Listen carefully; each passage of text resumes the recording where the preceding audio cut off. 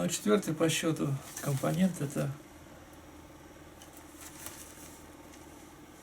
листья мяты перечной.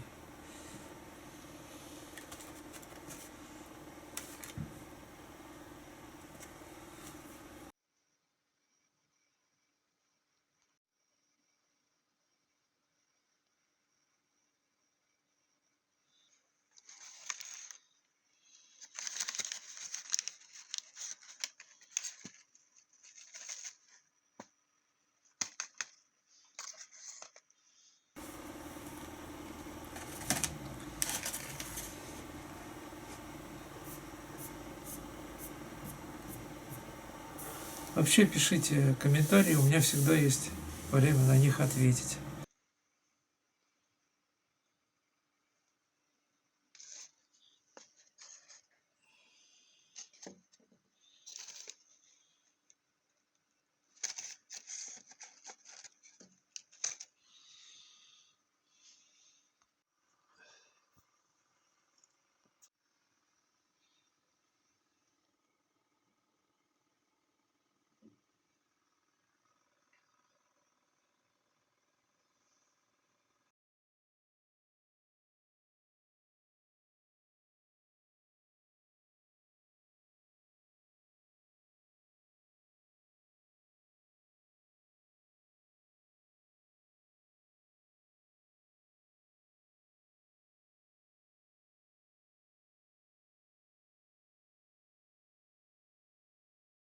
У меня спирулина.